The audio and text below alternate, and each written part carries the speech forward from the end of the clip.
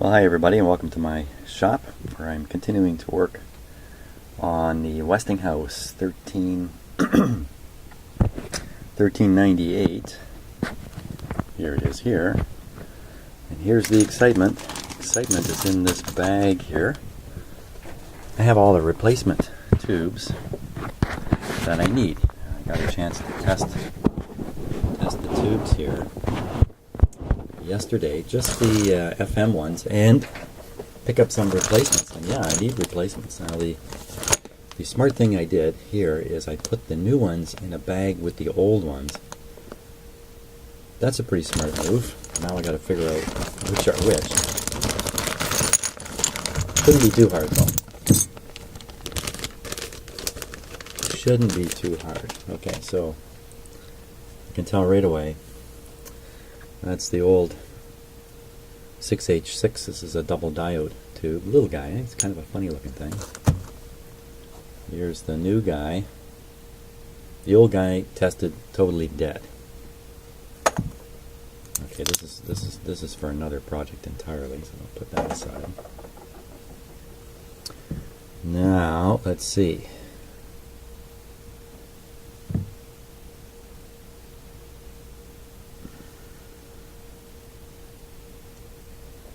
The 6AG5, they tested good. This looks like the other one. 6AG5, yeah, they tested very good. This looks like a 6C4 to me. 6C4, that tested good. So there we are, we're left with 6 BA6s. Oh my god, I'm not going to know the good from the bad. I'm going to have to test these again. So there's one 6BA6 was a 0. Probably an open heater. The other 6BA6 was right on the weak line between good and bad. So that one, you know, it worked just fine in the radio, but maybe not. I got a couple of replacements, a couple of strong. Oh, here we are. Can you see the X on there? Maybe you can't. Yeah, I marked the bad guy with an X. So he's out. He's out. So any one of these three, two of them are really good, and one is not so good. Let's see. Made in the, as usual, most of the words are rubbed off the tube. But anyway, I'll test these. But all three of these are going to be okay. This guy's the dud. So we'll set him in my dud box. Now this tube here, okay, that's a 6U5 Magic Eye tube, and this one's really good. This one's really bright. Now I don't even know if the Magic Eye tube on the radio we're working on works. You know what? I just didn't look. I just never peeked around and looked while I was operating the set. So for all I know, the Magic Eye tube in this set is working good. But if not, I have this excellent replacement here. So, by the way, these tubes are all pretty cheap. There's nothing pricey about any of this, except this guy. This guy is a little bit more expensive. I suppose you could pay up to $50 for something like this, but you certainly shouldn't be paying more than that. But you know, even at $50, it's worth having in your radio if you need one. So let's plug these in the radio, because with any luck, the FM side of this radio is going to come to life with these tubes in it. And I'm pretty excited about that. What I'm not so excited about is trying to align the FM part of this radio. My experience in doing FM alignments is limited. I do have all the information you could want. There's waveforms here, extensive alignment instructions for the FM side. I may have suitable equipment here in my shop to succeed with it, but my experience level is very low on doing FM. I know there's not many old radios with FM, especially one in this age range. So I'm going to set it down here Excuse me. By the way, it's just a beautiful day here in Toronto. Beautiful sunshine. It's just perfect. But here I am down in my shop because I'm too excited about trying these tubes at the very least. Don't know how much more time I'll spend down here today because who wants to be indoors on such a beautiful day?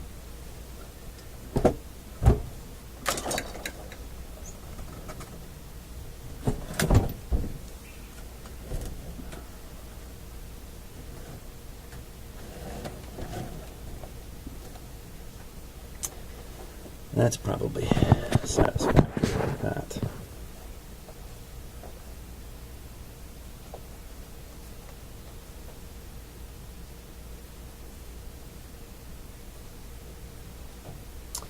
So let's put in the 6C4. That's this guy here. Oops. 6C4. And like I said, that's the original one. Tested just fine.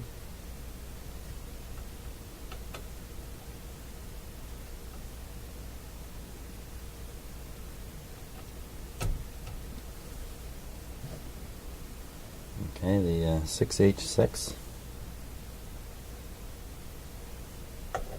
which is part of the FM detector. The two 6AG5s. The 6AG5s have shields on them too, and if you watched my video on the Philips radio, I certainly learned my lesson about tube shields. They're more than just a nice idea. Certainly in some radios anyway. Obviously in that Philips radio. So we'll be sure to put them in. Where are they? Here they are. Tube shields. Okay. And the last thing are the two 6BA6s. Darn, I wish I had marked it.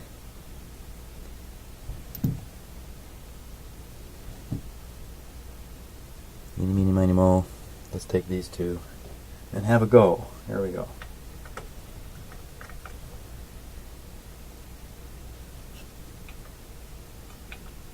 Now, in a lot of radios, most of the amplification or strengthening of the signal occurs in the IF, and that's, you want some very good tubes there.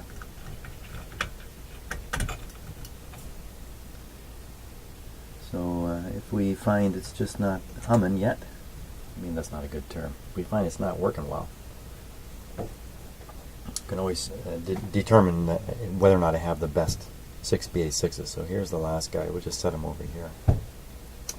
And the magic eye tube is staring out the front this time. It's not flipped around the back where I can't see it. So we're going to find out about that. Still need to put some lights in here. Okay, a little safety check. Everything looks good. Volume down.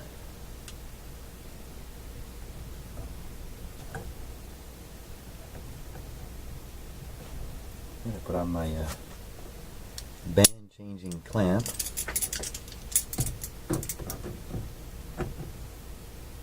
I could put the knob on there at this point.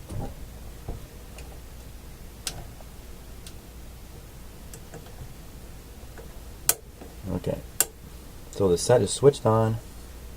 Everything's safe.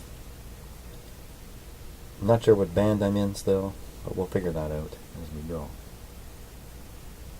Okay, let's give it a go. We'll put it on current limiting. I think it's on 2 bulbs, so on 140 watts of current limiting, if that makes any sense to you. Here we go.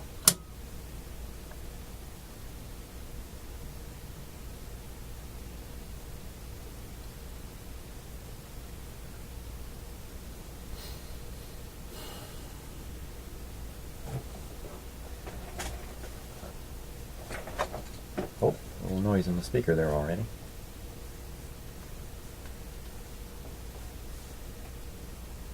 I do not have an antenna connected.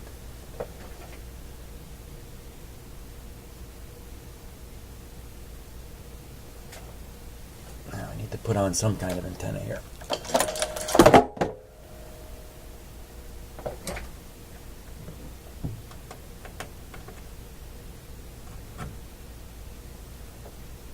Not much, but it's better than nothing. We can augment it later. Okay. Let's take it up to full voltage. Everything looks fine. Voltage today is 122.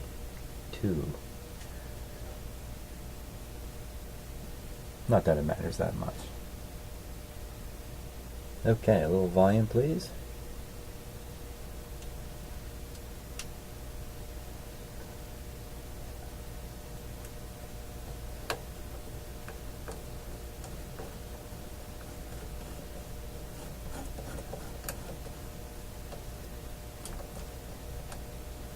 Nothing on this band. It could be the FM band. That's at one limit of the control.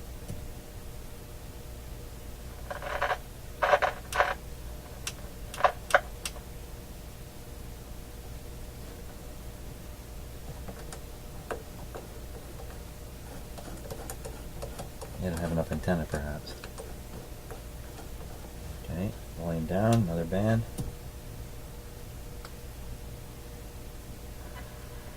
Okay, that's a broadcast band there, I think.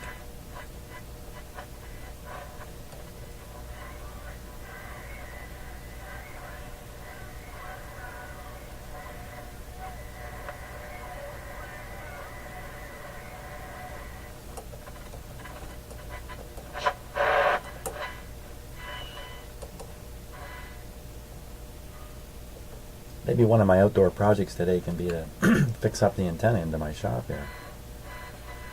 That'd be a good idea.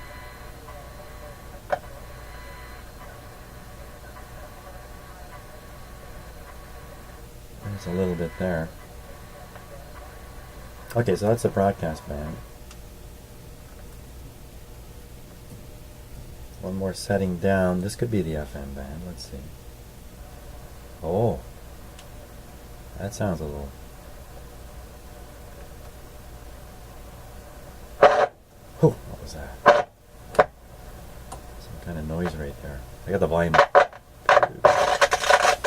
pretty high.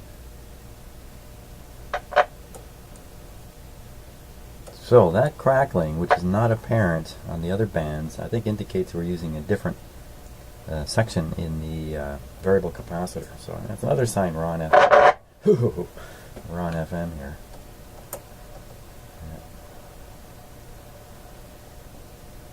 Well, you know, we're getting that FM static that you normally hear. So I think we're one step ahead. For all I know, this set is terribly out of alignment too. I don't know, but no reception. Let me turn it down. We'll go through that noisy area. Wow. Well, I'll have to check the plates for some kind of miscontact. Well, we didn't get quite the result we were hoping for there. Let's hop up the antenna a little bit. Get something a little more. A little more better.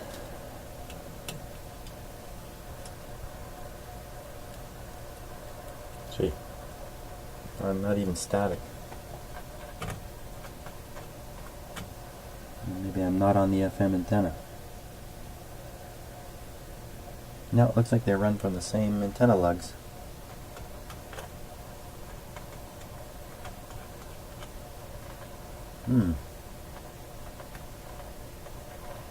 Maybe that's the bad 6BA6. Everybody's yelling at me. Okay, so let's put in the other 6BA6. If I turn this down, we can just do this live.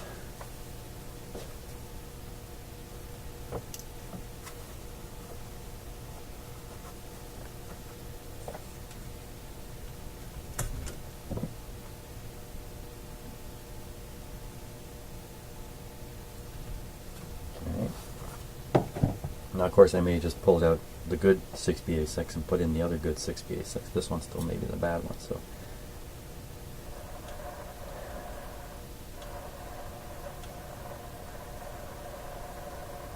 sounds a little different. Hey, what's that?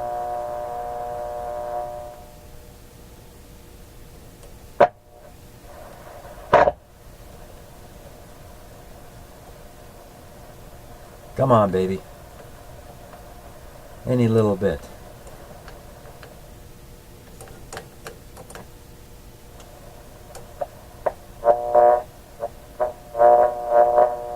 Not quite what I want to pick up.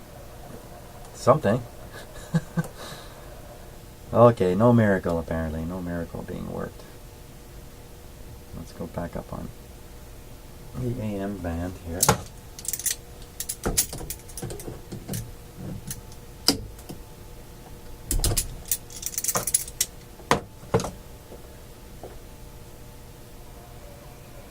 A little better antenna on it now.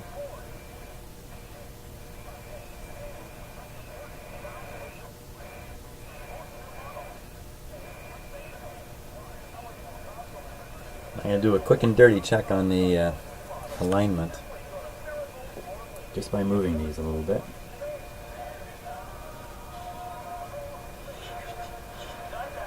Oh yeah.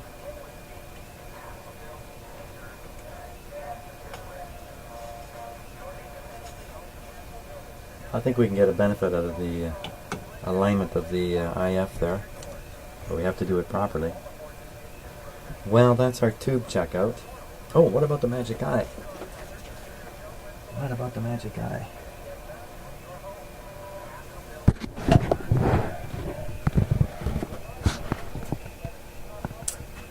I would say there's nothing on that eye.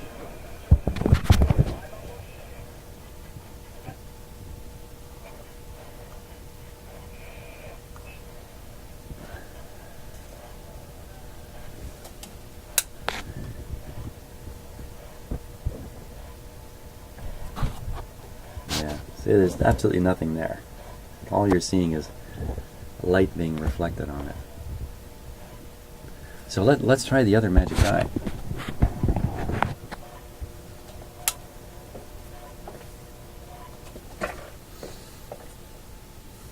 Because the magic eye is a great feature.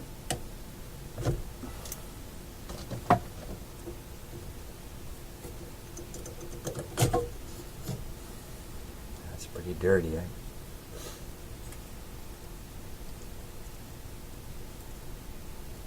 Now I know the other one's good. I put it in a tester. I tested about 8 of them yesterday. And ooh, there's a loose element in there. Can you hear that? Don't like that.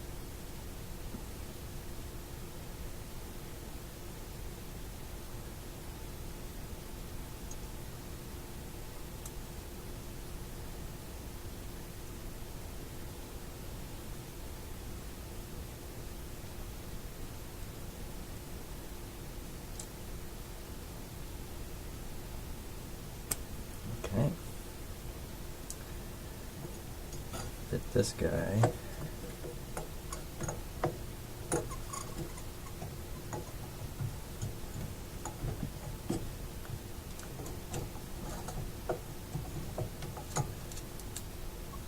I say okay a lot, and I call a lot of things guy. Makes you, doing these videos makes you a little self-conscious. Fit them right in there. Hey, what's going on? What's going on? Wow. The replacement tube's actually longer. That's unusual. What tube is this? 6U5.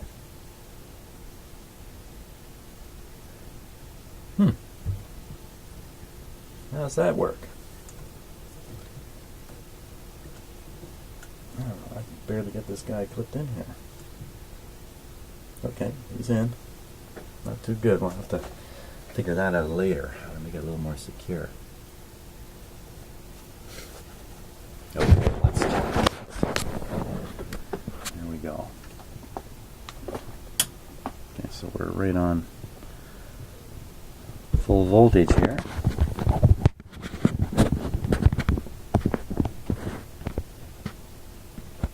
And there it comes.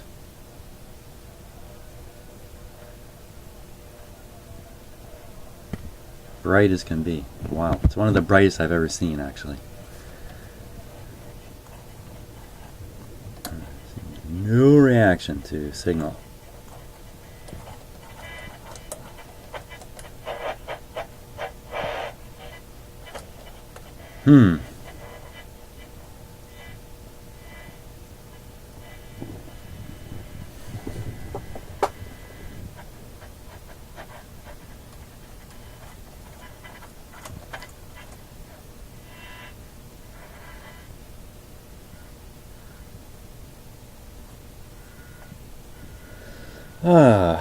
Okay, that's not quite the result we wanted.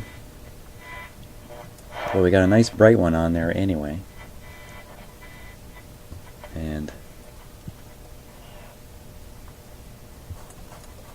we got some work to do, no doubt about it.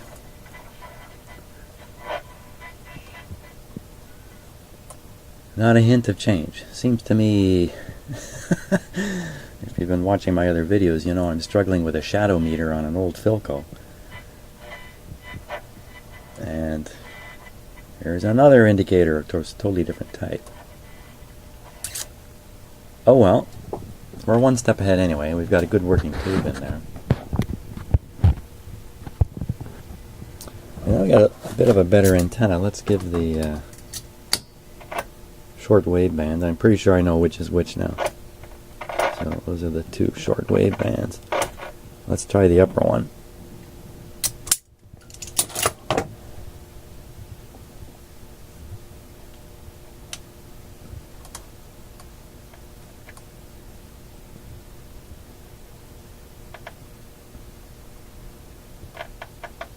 Doesn't seem to be much sensitivity up here at all.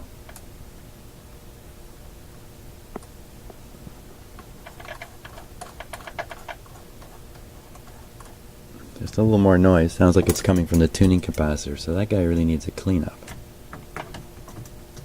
Yeah, that's not too good either, eh? Should turn the volume down before I do that. This is the other shortwave band. It's not much of an antenna here, so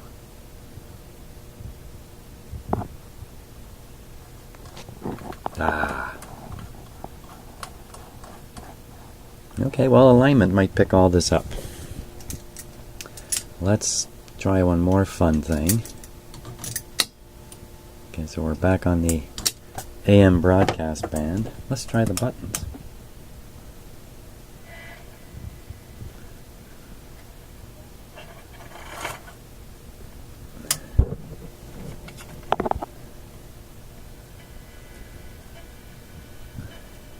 CHNS, I've never even heard of that. Only two of these are labeled. CJFX and CHNS. I've never heard of either of those stations. The rest of them, there's no label in them in the push button.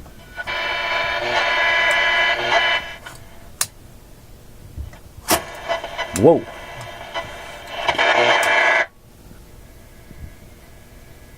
Now you know what?